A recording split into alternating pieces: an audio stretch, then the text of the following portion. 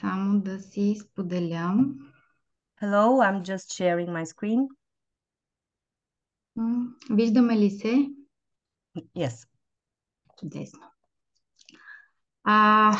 Първо да се представя. Казвам се Асия Йончевска и съм детски психолог, логопед също така и от 17 години работя с поглед към ранната превенция, интервенция на различни емоционални, комуникативни и поведенчески особености при децата, както и с фокус върху взаимовръзките в семейната система. По тази причина психомоториката и психомоторната терапия се свързаха с мен като терапевтичен метод, който се отказа за мен, може би най-подходящия за работа. So I would first like to introduce myself. My name is Asya Yonchevska, and I'm a child psychologist and a speech therapist.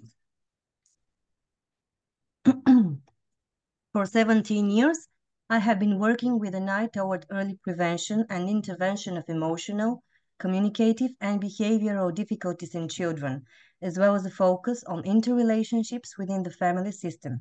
So for this reason, psychomotor and psychomotor therapy connected with me as a therapeutic method that has proven to be the best fit for me. Но нека разгледаме защо така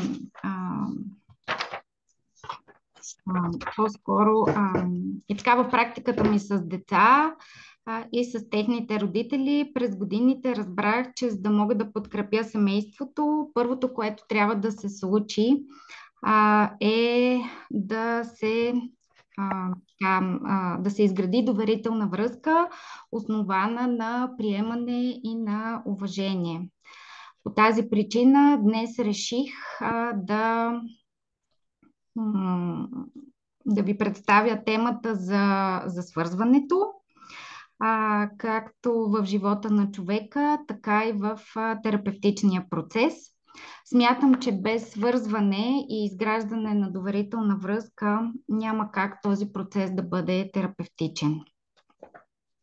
So, in my practice with children and their parents over the years, I have come to understand that in order to be able to support the family, the first thing that needs to happen is to build a trusting relationship based on acceptance and respect. Without this, nothing can happen in the therapeutic room. So for this reason today, I have decided to introduce you to the topic of bonding, both in personal life and in the therapeutic process. And I believe that without bonding and building a trusting relationship, there is no way for this process to be therapeutic. Но какво всъщност е свързването? Това е една среща между двама, отношения, в които усещаш другия, свързваш се с него, без да губиш контакт с себе си и без да се сливаш. Всъщност, свързването е споделеното удоволствие от взаимодействието между двама.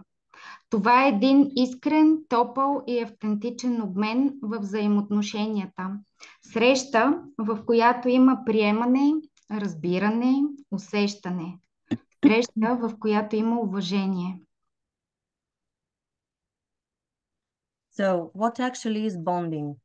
It is a meeting between two, a relationship in which you feel the other, you connect with him without losing contact with yourself, without merging with the other. In fact, connecting is a shared pleasure of interaction between two.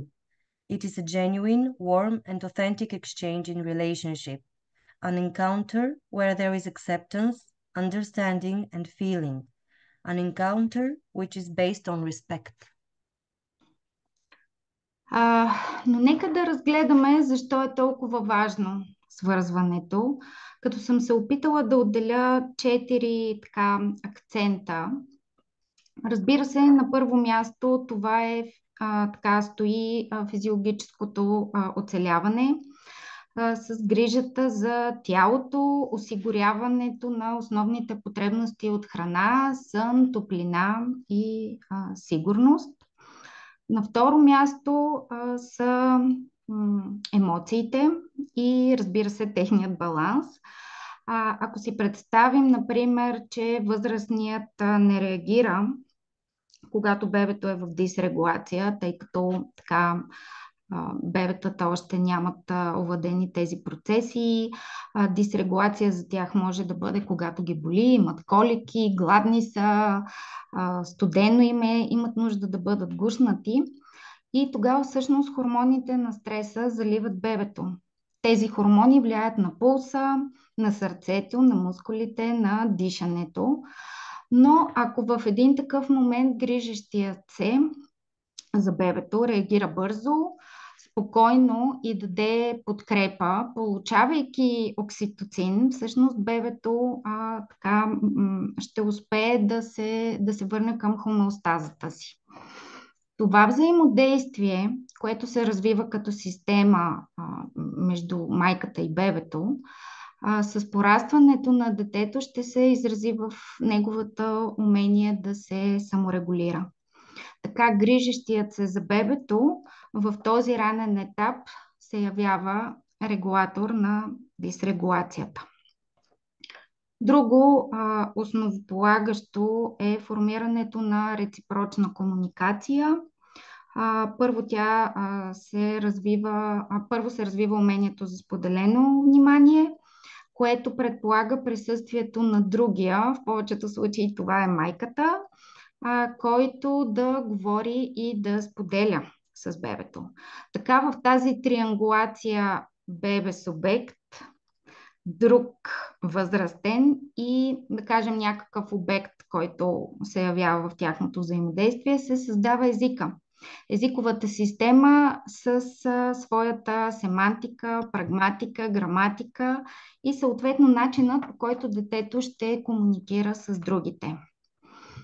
И накрая, но не на последно място, защото всичките изборени до сега са процеси, които се преплитат и движат едновременно, е аз-концепцията. Всъщност, изграждането на аз-образа няма как да се случи без взаимодействието с другия. Възрастният първо трябва да види детето, за да може бебето после да може да се види в него. И именно това огледално отразяване и заедно с схемата на тялото, която се интегрира с движението, детето ще формира цялостния си аз-образ и ще започне да говори за себе си с аз. But let's look at why bonding is so important. And I've tried to single out 4 important highlights. Of course, physical survival comes first, with taking care of the body and providing the basic needs of food, sleep, warmth, and security. Second, our emotions and their balance. For example, if the adult is unresponsive when there is dysregulation in the child, stress hormones flood the baby. These hormones affect the heart rate, the heart, the muscles, and the breathing. But if the caregiver responds quickly, gives support and calms the baby, the receiving of hormone oxytocin, and the baby returns to its homeostasis. This interaction develops as a system that, as the child grows, will express itself in good self-regulation. In that way, the caregiver of the infant at this early age appears to be a regulator of dysregulation. Another fundamental is the formation of reciprocal communication. First, the skill of shared attention is developed, which implies the presence of the other, or the mother, to speak and share. Thus, in the triangulation of infant, subject, adult, other, and some object, is created language. The language system with its semantics, pragmatics, grammar, and the way the child will communicate with others later. And last but not least, because all of the above so far are processes that move and intertwine simultaneously, is the self-concept. Self-image building cannot happen without the interaction of the other. The adult must first see the child so that the child can see himself in the adult. It is in this mirroring and together with the body scheme integrated with movement that the child will form his overall self-image and begin to talk about himself with I. Но нека да видим как започва свързването. Как започва? Ами с желанието. желанието за дете с фантазията на родителите за това как ще изглежда това дете, с, как да кажа, естественото продължение на тяхната любов. И така, постепенно с зачеването, с зачатието, тези мисли се превръщат в представи за това как ще изглежда това дете. Родителите започват да го виждат навън, докато то все още е вътре, в утробата. Проектират своите съзнавани и несъзнавани желания за него и така започват да се свързват с бебето. В същото време бебето усеща майката през плацентата, през пъпната връв, вкусва я, усеща дишането и ритъма на сърцето, вибрацията на гласа. А майката – неговото движение.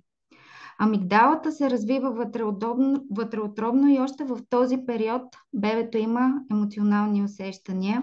Даже бихме могли да кажем, че дежавюто се случва точно в този момент. И така този процес на свързване продължава интензивно, развива се. В момента на раждането се случва запечатването или така нареченият импринтинг на лицето на майката, на всъщност човешкото лице с неговите очи, нос, уста, които с времето ще бъдат ориентир за бебето. Усещането на миризмата на майката, вкусът, допирът на кожата, ритъмът на сърцето, отново дишането и са маркерите, по които бебето се води и също така се свързва с нея. С времето в едно постоянно взаимодействие започва да се изгражда и моделът на привързаността. Детето се свързва, защото има грижа, има откликване на нуждите му. И така, ако този модел започва да се оформя и така да се формира към 8-10 месец, то към 2-годишна възраст вече би трябвало да бъде наличен. So, how does bonding begin?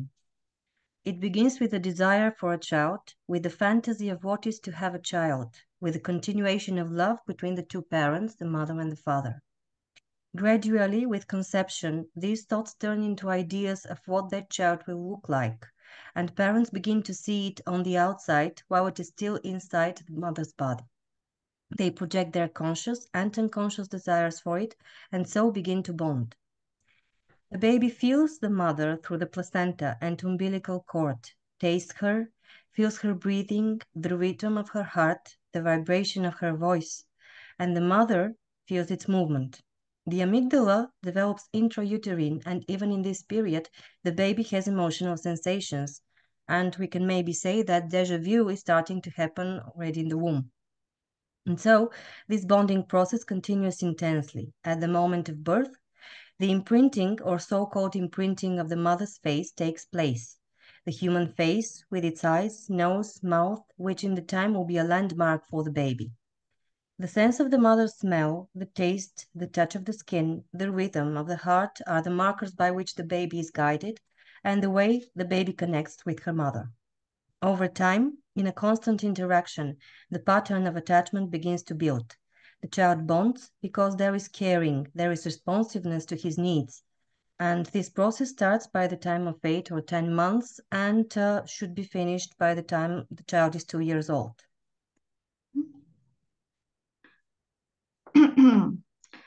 И така малко ще кажа за моделът на свързване.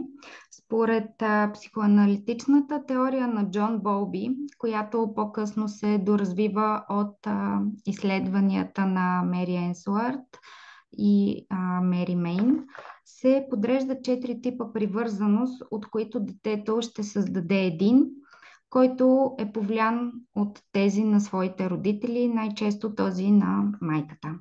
Този модел ще бъде основа на всички взаимоотношения после в живота. В повечето случаи моделът на сигурна привързаност тогава, когато родителя дава така стабилна основа на приемане и даване на сигурност. Разбира се, има и други модели на несигурна привързаност, като тревожно-амбивалентен, тревожно-избягващ и дезорганизиран. So now I would talk about the model of connecting to others. according to the psychoanalytic theory of John Bowlby, which is later developed by Mary Ainsworth and Mary Main, there are 4 types of attachment, of which the child will form one, influenced by those of his parents, most often of the models the mother has. This pattern will be the basis of all relationships later in life.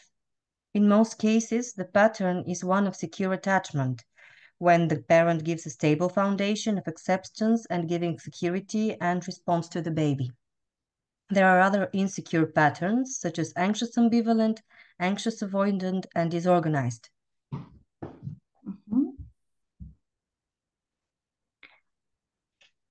Когато обаче детето не усеща стабилна основа, няма сигурен възрастен, при когото да потърси подкрепа при нужда, това нарушава връзката.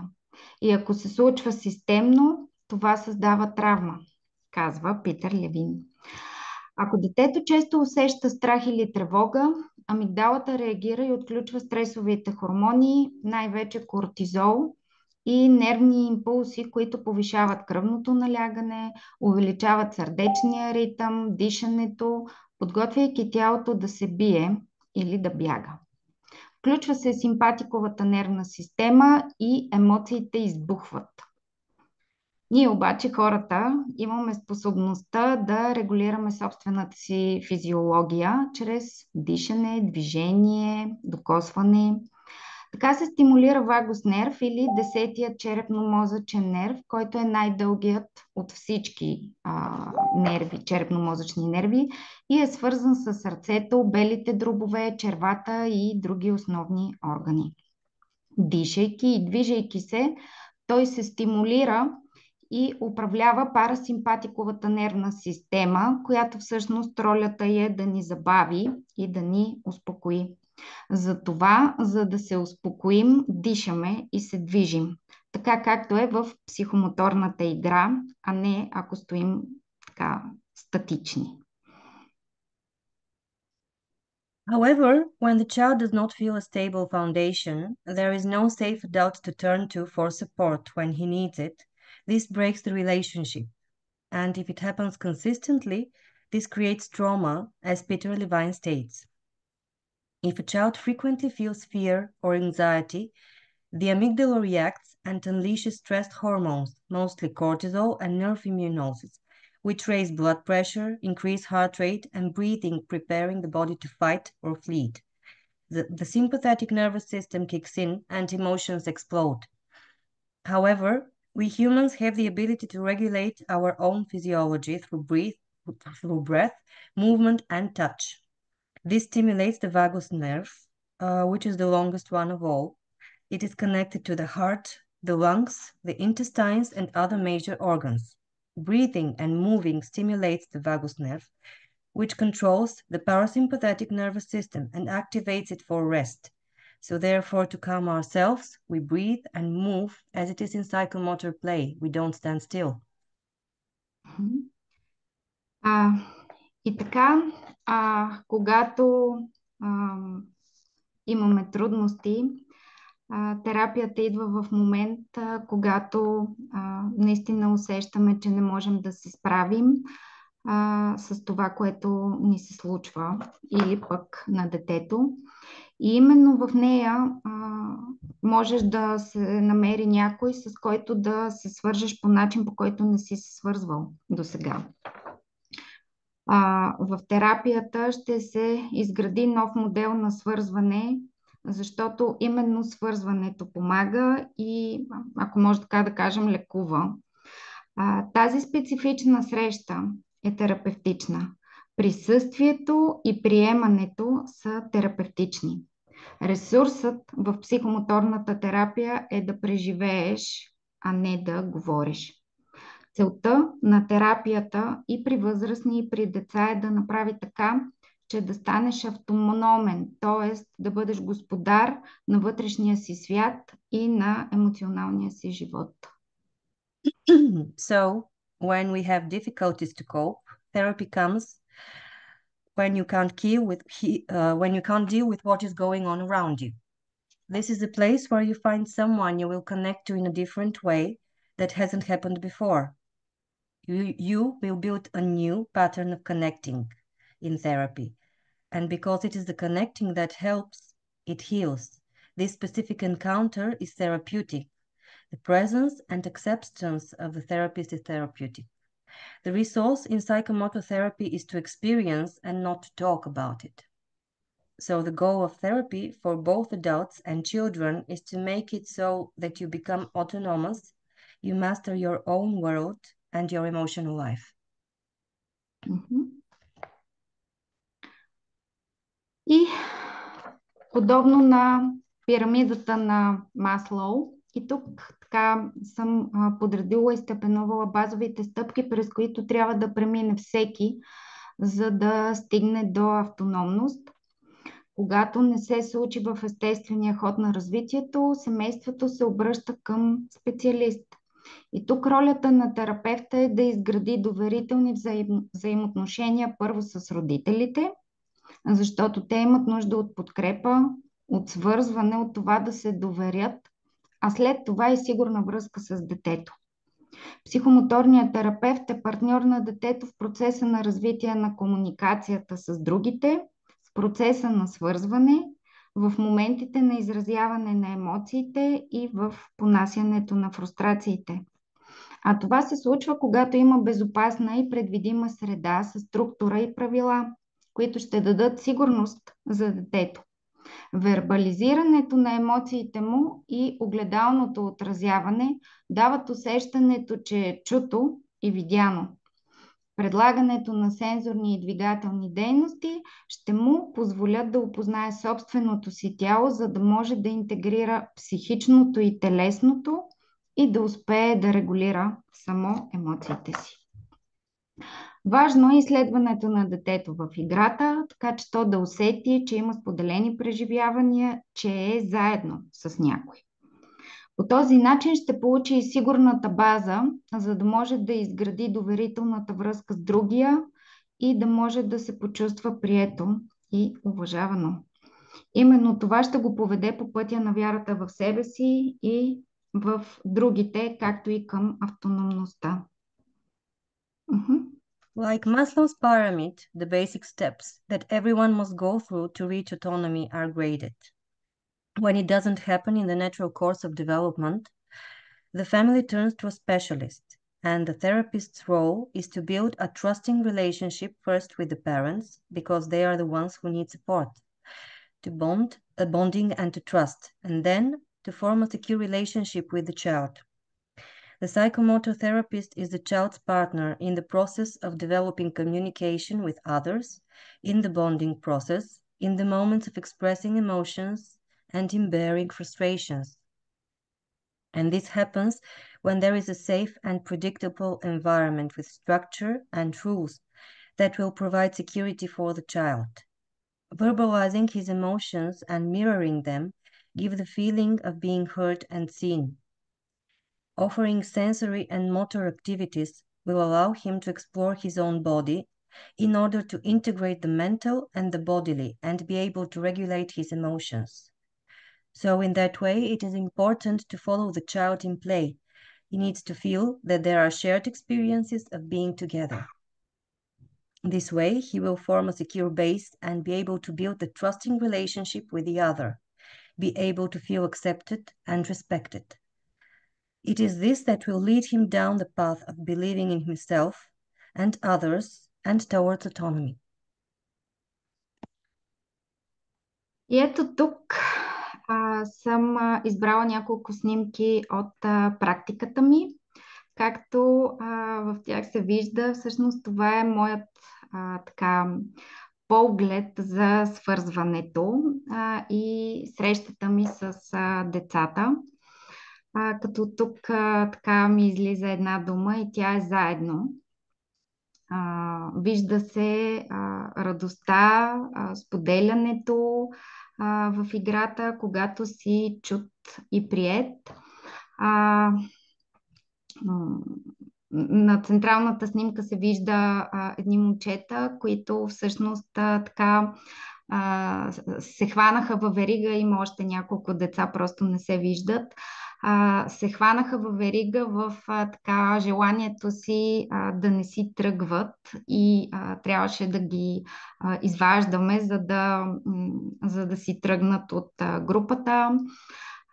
Вижда се долу в ляво съм поканена на един влак, където пак сме всички заедно, за да пътуваме. Мисля, че на море отивахме. Горе в десния ъгъл се вижда децата, които си измислиха, направиха си джунгла и всъщност трябваше да висят като маймунки с главата надолу, кой колкото успее, разбира се. Другите картинки така също са различни игри, в които усещането ми беше как се свързват децата. И така имам една много любима долу в дясно, когато едно момченце и момиченце прекараха доста време така гушнати. Беше много, много така мило. So here I'm showing you photos from my practice of psychomotor therapy. They represent my view of connecting and bonding with each other.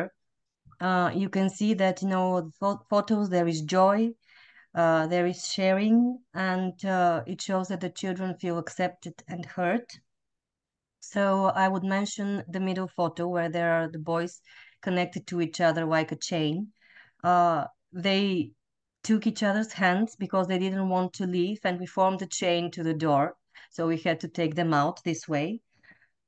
You can see the train on the down left corner, where we are all together going to the seaside, traveling. And one of my favorite photos is the one in the down right corner, where there are two children hugged. They spent a lot of time like this, hugging each other and connecting. Тук също така съм сложила различни снимки, част от заниманията ни, групови, индивидуални, в които има различни игри. Виждам, че напредваме с времето и ми казва, че трябва да приключвам. Но така, ако мога някакво послание да сложа така на тези снимки, ми идват думите на нашият ментор Амара Екерт, която е тук, която неведнъж ни повтаряше, че да си разбран означава да си обичан и всъщност мисля, че всички искаме и се стремим към това. So here are other photos from my practice. I will not discuss them thoroughly as there is not enough time, but I would like to end by sending a message to all of you of something that Amara Eckert told us, that to be understood means to be loved. Така бих завършила моята презентация с напомнянето, че най-бързият и лесен начин да се свържем, особено с дете, това е играта. So let's all remember that the quickest and easiest way to connect, especially with a child, is to play with him. Благодаря за вниманието. Thank you for your attention.